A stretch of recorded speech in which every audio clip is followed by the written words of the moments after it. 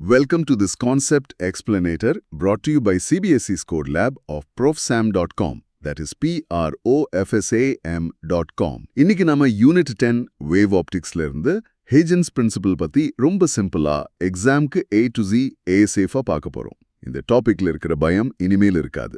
சரி, ஒரு விஷயத்தை யோசிச்சு பாருங்க. நீங்க எப்பதாச்சும் கவனிச்சிருக்கீங்களா?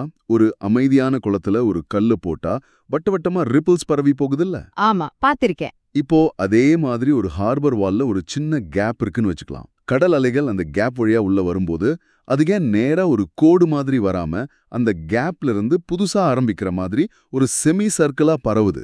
ஆமா ஆமா, யோசிச்சிருக்கேன். அந்த சின்ன கேப்பே ஒரு புது வேவுக்கான சோர்ஸ் மாதிரி பிஹேவ் பண்ணும். அது ஏன் அப்படி நேரா வர்றால ஏன் அப்படி வளைஞ்சு போனோம்? எக்ஸாக்ட்லி. அந்த கேள்விக்கு பதில்தான் ஹியூஜன்ஸ் பிரின்சிபல். ஆனா இது மட்டும் இல்ல, இன்னொரு ஆச்சரியமான விஷயம் சொல்றேன்.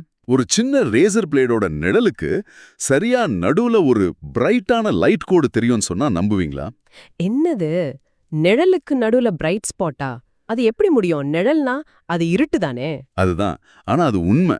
அதுக்கும் இதே ஹியூஜன்ஸ் பிரின்சிபல் தான் காரணம். அது எப்படின்னு தான் நாம இன்னைக்கு ஆழமா பார்க்க போறோம். முதல்ல ஹியூஜன்ஸ் பிரின்சிபலோட கோர் ஐடியா, அதாவது மையக்கருத்து ரொம்ப ரொம்ப சிம்பிள்.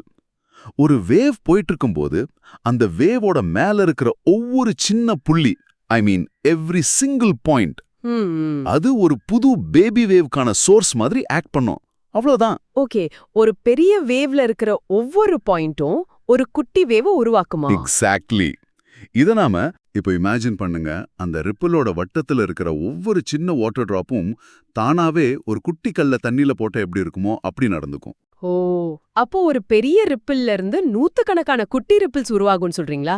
ஒரு செயின் ரியாக்ஷன் மாதிரி. பெர்ஃபெக்ட். அந்த குட்டி ரிப்பிள்ஸ்க்கு பேர் தான் செகண்டரி வேவ்லெட்ஸ். இப்போ செம்ம இன்ட்ரெஸ்டிங் பகுதிக்கு வரும்.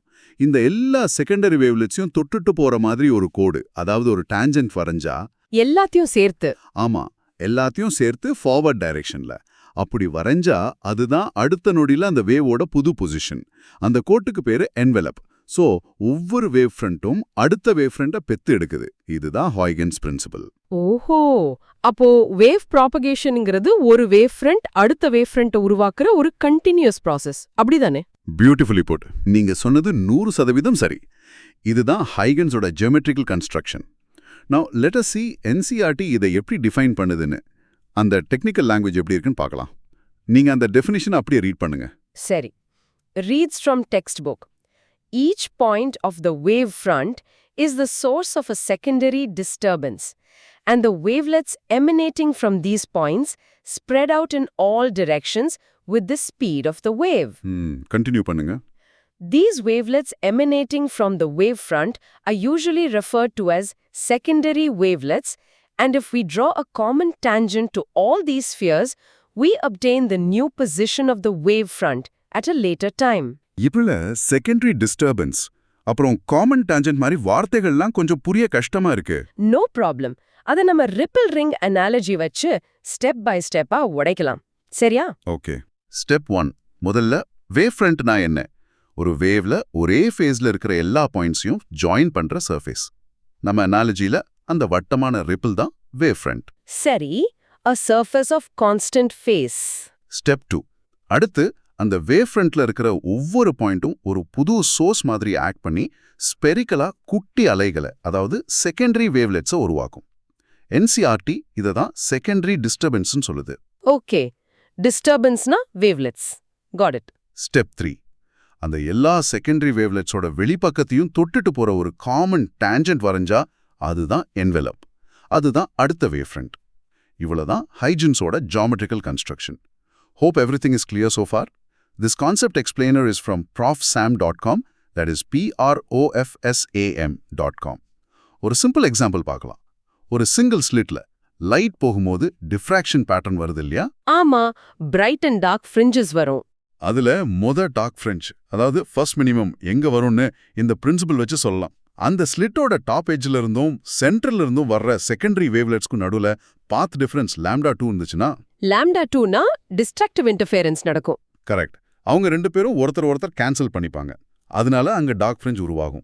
So A sin θ equal to λங்கிறது ஃபர்ஸ்ட் மினிமம்கான கண்டிஷன்.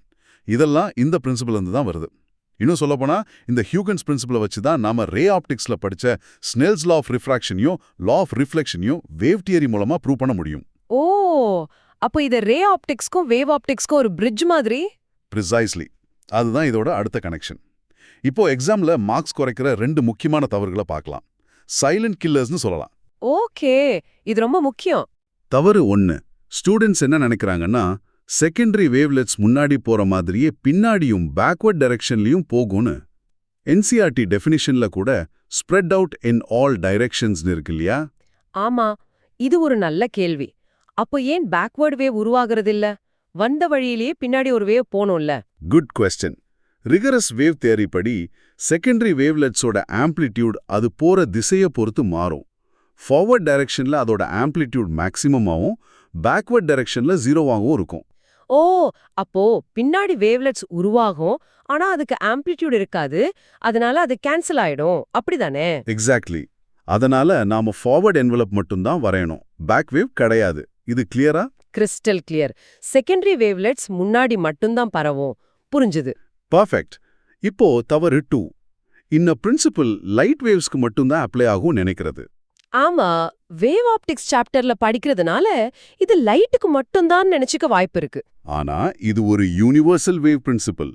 இது sound waves, water waves, radio வேவ்ஸ்னு எல்லா விதமான வேவ்ஸ்க்கும் பொருந்தும்.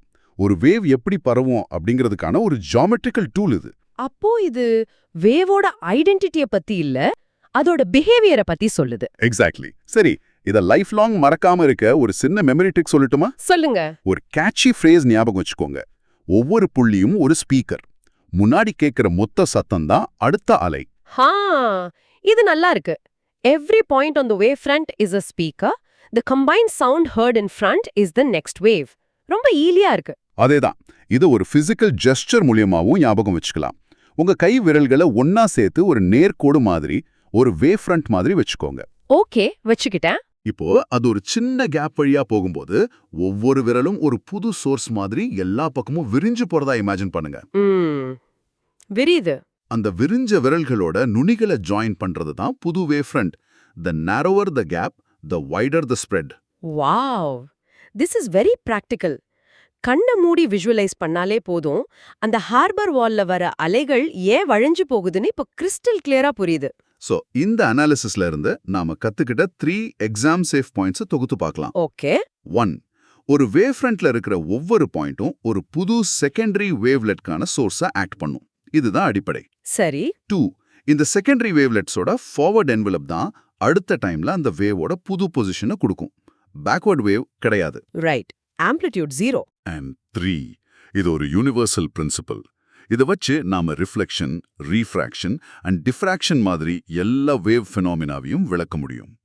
இந்த ஹைகன்ஸ் பிரின்சிபல் வெறும் ஒரு எக்ஸாம் டாபிக் மட்டும் இல்ல, நியூட்டனோட பார்ட்டிகிள் தியோரி தான் சரின்னு உலகமே நம்பிட்டு இருந்த காலத்துல லைட் ஒரு அலைன்னு சொல்றதுக்கு ஒரு தைரியம் வேணும். அந்த தைரியமான சிந்தனைக்கு ஒரு வடிவம் கொடுத்தது தான் இந்த பிரின்சிபல். அப்போ நாம இன்னைக்கு படிச்சது பிசிக்ஸ்ல நடந்த ஒரு பெரிய புரட்சியோட முதல் படி. ஒரு சின்ன ஜியோமெட்ரிக் ஐடியா எப்படி இயற்கையோட ஒரு பெரிய ரகசியத்தை வெளிக்கொண்டு வந்ததுன்னு பார்க்கும்போது ரொம்ப ஆச்சரியமா இருக்கு. 12th CBSE Physics, Chemistry and Mathsக்கு மேக்ஸிமம் மார்க்ஸ் வாங்க profsam.comக்கு விசிட் பண்ணுங்க. That is PROF Sam, right? Yes, profsam.com. Thanks for listening. அடுத்த கான்செப்ட்ல சந்திப்போம்.